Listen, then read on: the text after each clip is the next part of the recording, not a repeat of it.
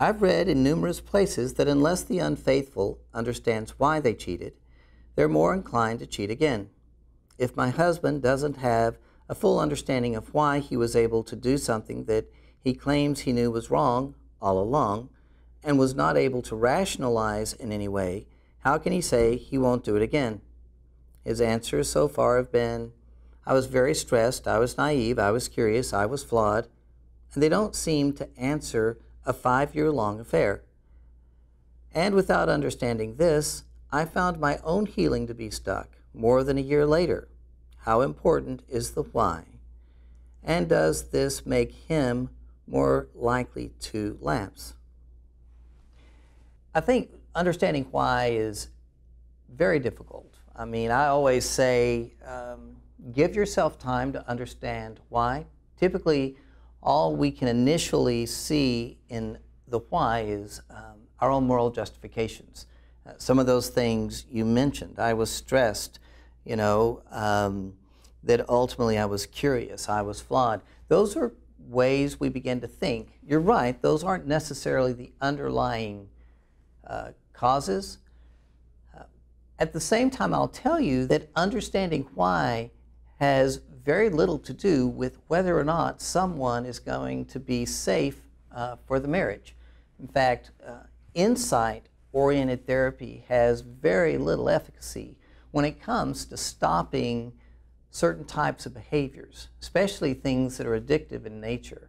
Ultimately, what it takes is an acceptance that this is an issue, I'm powerless over this, I can't control this, that ultimately all of my attempts, the way I was living life didn't work, and now I've got to find something totally different. And in that sense, I want to surrender my life and I want to surrender my will to God so that He can do what I've been absolutely incapable of doing. And then beginning to look at myself and how the way I am impacts other people. It's really the whole 12-step process that gets to be so, I think, critical in this process. When I begin to worry far more about how do I keep the focus here and be far more concerned in loving others and how I'm impacting others rather than staying focused on all of the resentments I've got about how other people are focusing on me.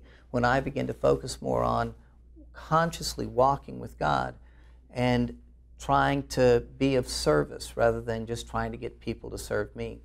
That's the shift that's far more important rather than understanding why.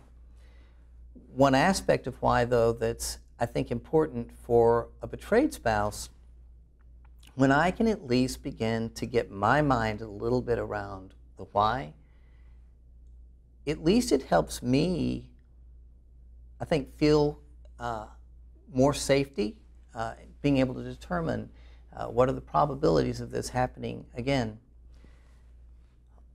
For both you and your spouse, what I would hope, even more importantly than though getting to the why, is seeing a change of behavior where the other person at least recognizes there is an issue, they take responsibility for it, where they begin living a new way and pursuing new goals, because you just don't want to do that to people again.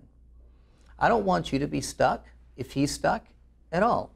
If you'll do your work, beginning to focus on letting go and surrendering and releasing all of this to God, if you begin to work on your own inventory, your own 12-step work, I believe you may find that at least you find peace in your journey. What he's doing may seem a little less relevant to you, and as you change, I suspect it'll also force him to begin to change. So control what you can control. Control your part in terms of your recovery.